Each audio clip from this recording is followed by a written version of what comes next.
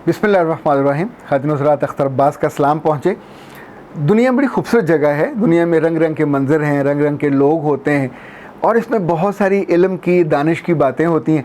कुछ हम करीब से देखते हैं, कुछ दूर से देखते हैं, कुछ कम देखते हैं, कुछ ज़्यादा देखते हैं।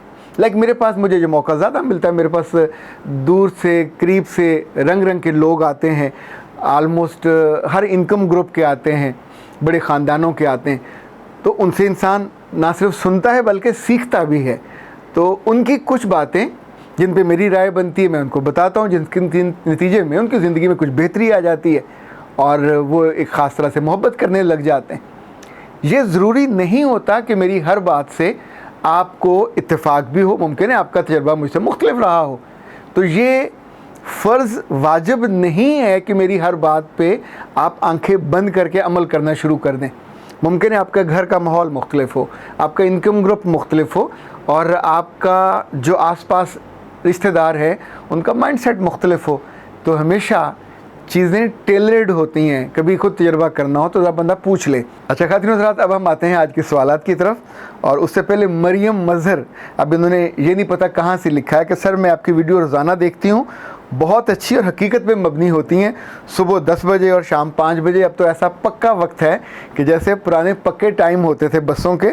मैंने आपकी वीडियोस अपने हस्बैंड को भी दिखाई हैं तो वो बहुत खुश हुए और वो कहते हैं कि मैं सर का यूनिवर्सिटी में स्टूडेंट रह चुका हूँ। उनकी ये बात सुन के मुझे ज़्यादा खुशी हुई। मरियम बेटा खुश रहिए।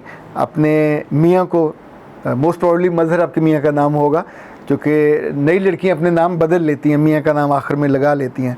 तो मज़हर को मेरा सलाम भी दीजिएगा, प्यार भी दीजिएगा।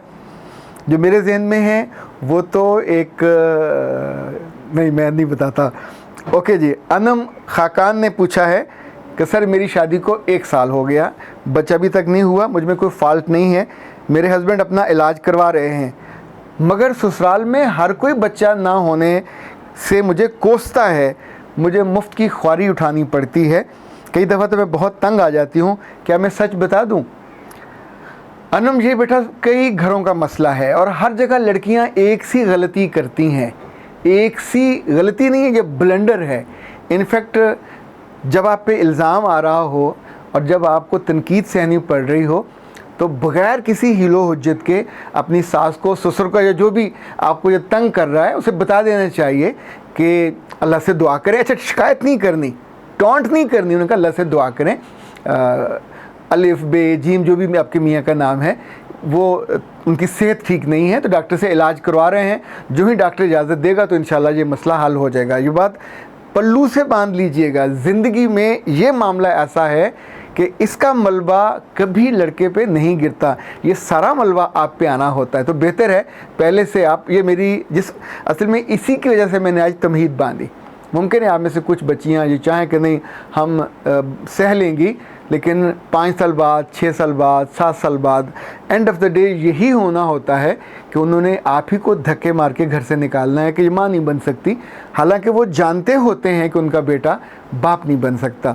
अगर उनका बेटा गे है, अगर उनका बेटा इम्पोर्टेंट है, माँ को भी पता होता है और बाप को भी पता होता है। If he is unable to perform, तो ये पॉसिबल नहीं है कि घर में उन लोगों को ना पता हो, पर वो छुपा रहे होते हैं।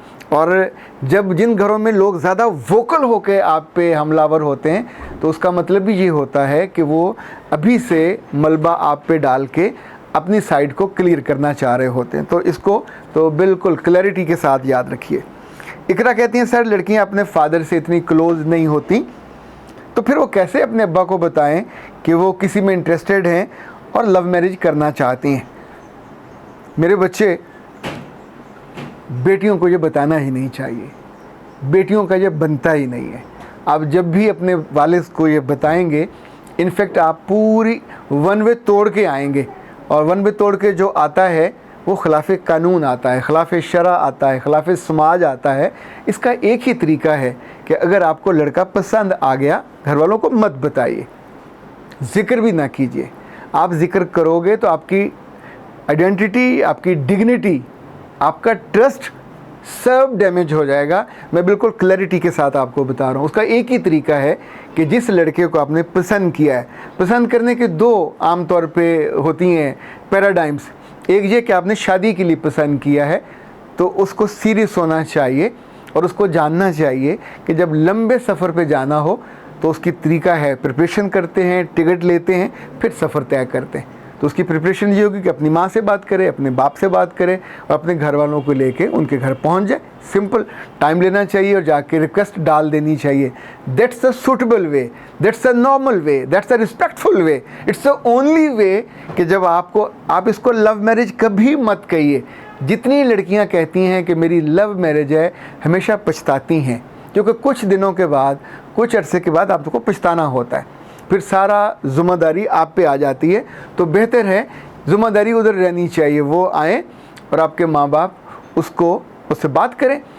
पसंद आ गया उनको तो आपसे पूछ लेंगे कि बेटा जी ये रिश्ता आया है, तुम्हारी क्या राय है। और तब आप मुंह झुका के, आंखें बंद करके, मुस्कुरा के, शर्मीली सी मुस्कुराहट से कहिए बाबा जैसे आपकी मर्ज़ी, इसका मतलब है मुझे पसंद है। आंखें खोल के, मुंह फाड़ के, मैं इसी से शादी करूंगी, अगर ये ना हुआ तो मैं शादी नहीं करूंगी, ये तो जूते खाने वाली बात है। जितनी लड़कियां ये करती हैं तो ज़ाहिर है माँ बाप के दिलों से उतर जाती हैं, उनकी दुआओं से भी रुखसत हो जाती हैं। सो वो लड़कियां जो कॉलेज में हैं या यूनिवर्सिटी में हैं, अगर ऐसी कोई हरकत कर लें, वैसे मैं बाय द वे आपको बताऊं कि अगर आपकी उम्र बढ़ रही हो और घर में मैनेज ना हो रहा हो तो आपको ये हरकत कर लेनी चाहिए, कोई हर्ज नहीं है। लेकिन ये दोस्ताना, बराए दोस्ताना ना हो। आप एक मार्केट की कमोडिटी नहीं हो कि जो मर्द आए आपको इजी एक्सेस समझ के आपसे दोस्ती करे, एक लई टाइम गुजारे, हैप्पी मूड में आपके साथ वक्त गुजारे और आप एक टाइम पास किस्म की चीज़ बन जाओ। डोंट डू दैट, ये आपको बहुत डैमेज कर देगा। सो जो भी आपके करीब आना चाहे, आपका बॉस हो, कुलीग हो, हम असर हो, वेंडर हो, कोई भी हो, जिसको आप पसंद कर लें, थोड़ी सी एक दो दफ़ा उससे बात हो एंड देन उसको पूरा वो रास्ता बता दीजिए। दैट्स अ प्रॉपर वे से आना चाहिए और यही आपके लिए बचत का और मोहब्बत का भी और यूँ समझें कि आपकी इज़्ज़त का भी सबसे उम्दा तरीका है। अच्छा जी, जमीला अरशद कहती हैं कि सर शादी से पहले मुझसे गलती हो गई थी, मैंने अल्लाह से माफ़ी तो मांग ली थी, पर मेरी शादी के कुछ दिन बाद ही शौहर को मेरी वर्जिनिटी ना होने का पता चल गया।